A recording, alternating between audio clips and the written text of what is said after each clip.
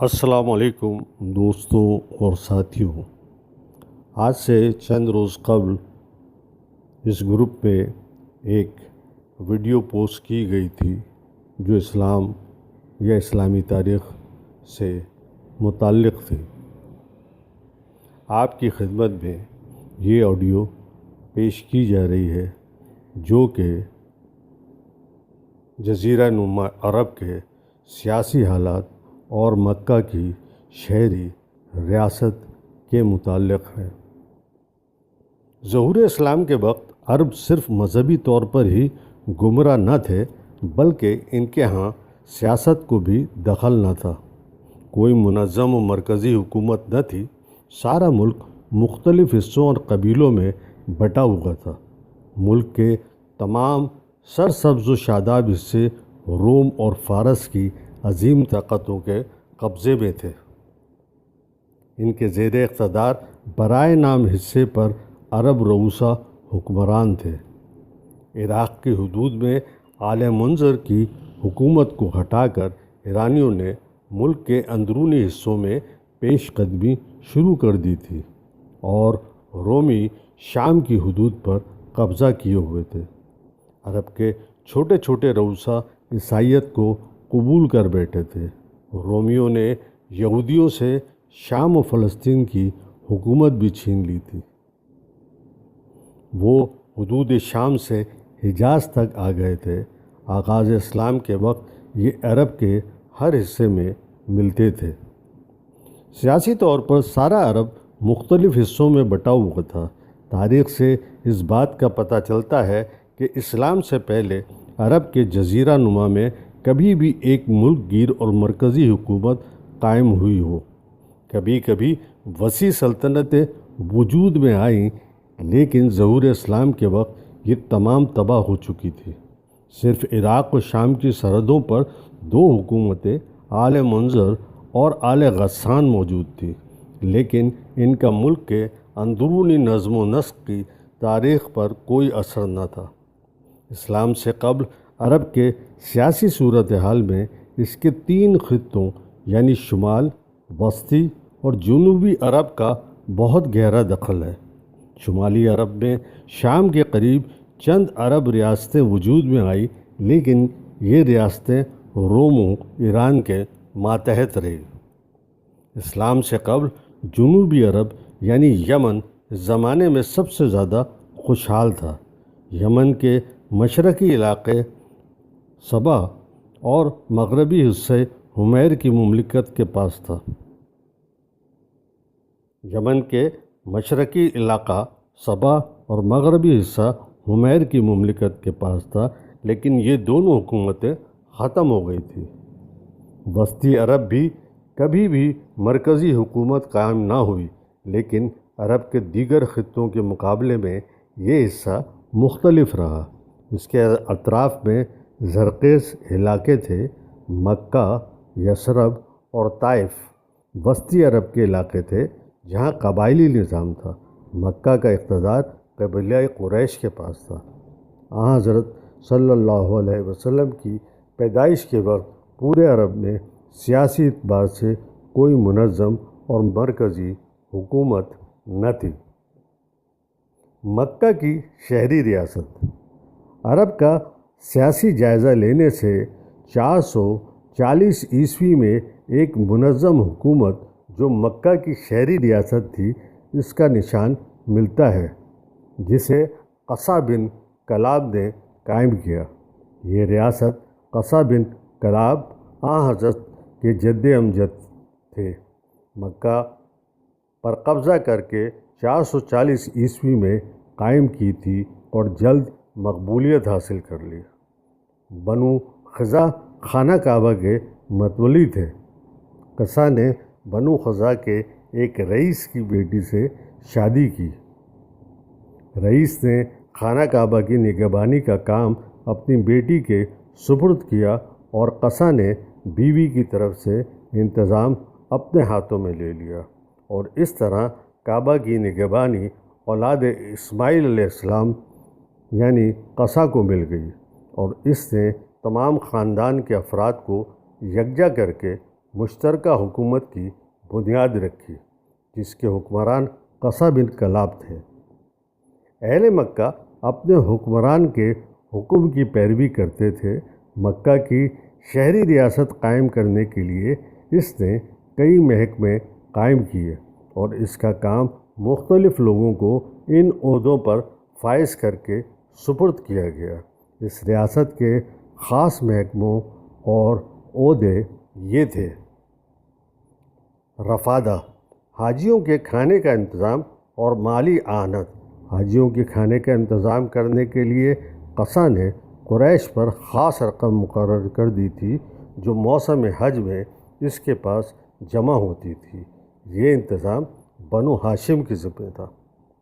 سقایا، حاجیوں کے پانی پلانے کا انتظام بنو ہاشم کے سپرد تھا۔ اجاباتا، خانہ کعبہ کی دربانی بنو عبدالدار اس کے منتظم تھے۔ لبا، قومی نشان کی حفاظت، جنگ کا پرچم اقصیٰ کے ہاتھوں میں ہی باندھا جاتا تھا اور یہ شعبہ علم جنگ تفویض کرتا تھا۔ قیادہ، جنگی لشکر کی قیادت سپہ سالاری کے فرائض بنو امیہ کے پاس تھے۔ عقاب، جھنڈا، امور افواج یعنی عقاب کو اٹھانے اور جنگ کی صورت میں سپہ سالاری بنو امیہ کی ذمہ داری تھی۔ امبارہ، حرم کعبہ کا عام انتظام بنو ہاشم کے پاس تھا۔ سدانہ، کعبہ کی رکھوالی، اس کا انتظام بنی عبدالدار کے پاس تھا۔ بعث کے وقت عثمان بن ابی طلحہ ذمہ دار تھے۔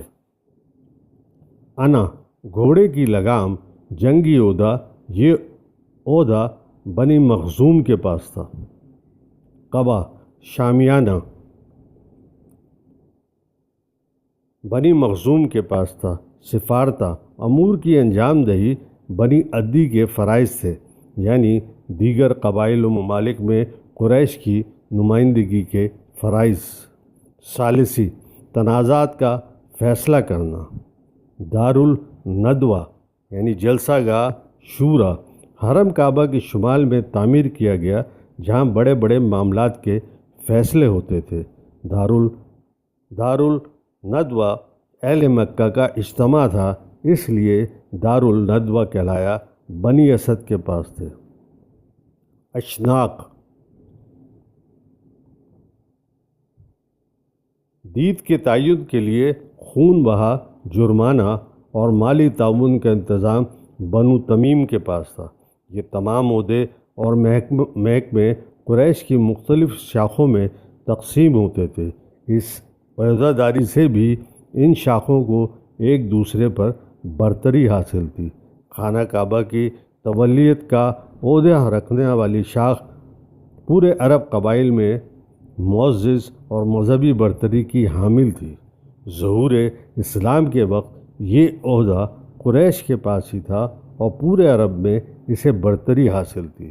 تمام محکمے اور عہدے منقسم تھے، لیکن حکمرانی قصہ بن کلاب کو ہی حاصل تھی۔ اس شہری ریاست کا منظم انتظام تھا اور اسے اہمیت حاصل تھی، لیکن یہ ریاست قصہ کی وفات کے بعد قائم نہ رہ سکی اور منتشر ہو گئی۔ قصہ کے بعد اس کا فرزند عبد المناف، پھر اس کا فرزند ہشام، اس کے بعد عبد المطلب اور اس کے فرزند ابو طالب اپنے اپنے وقت کے محترم سردار مقرر ہوتے رہے، لیکن یہ شہری حکومت منتشر ہوئی تو ظہور اسلام تک پھر کوئی منظم حکومت قائم نہ ہو سکی۔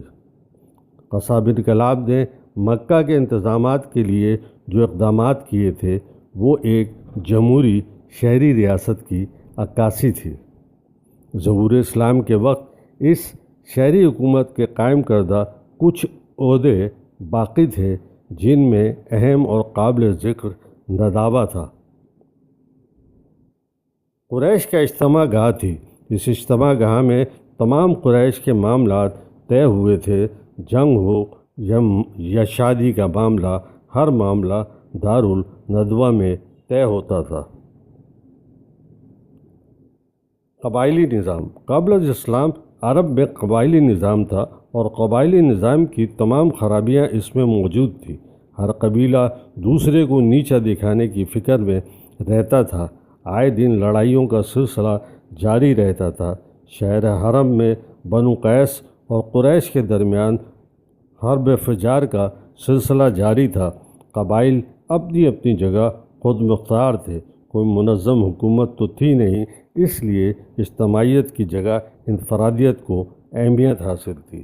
اہل قبیلہ اپنے میں سے دولت، شہرت اور عزت کے لحاظ سے بہتر شخص کو سردار منتخب کرتے تھے، جو شیخ کہلاتا تھا، جو اپنے قبیلے کے لیے بادشاہ کا درجہ رکھتا تھا۔ قبیلے میں دیگر باتوں کے علاوہ سرداری کے لیے بھی باہمی رقابت عروج پر رہتی تھی۔ سردار کے فرائض میں تمام قبیلے کی ذمہ داری تھی۔ قبائلی خود مختاری نے اندرون ملک کے باشندوں پر بہت اثر ڈالا تھا۔ قبیلے میں ایک دوسرے کے معاملات طے کرنے کے لیے بعض اوقات ایک ہی وقت میں بہت سے قبائل بھی جمع ہوتے تھے، جس میں باہمی خون کے مقدمے، سرداروں کے آپس کے اختلافات اور ایسے ہی دیگر معاملات طے ہوتے تھے۔ گویا اس قسم کے معاملات کو جمع ہو کر طے کرنے کے لیے اس میں عدالت کی سی صورتحال پیدا ہوتی تھی۔ غرض مکہ کی شہری ریاست کے منتشر ہونے کے بعد قبائلی نظام ہی باقی بچا۔ کوئی سیاست، کوئی ریاست، کوئی منظم حکومت، کوئی سیاسی قوانین نہ تھے۔ عرب کی خارجی اور داخلی سیاست عربوں کی اصلاح پذیری سے بہت دور تھی۔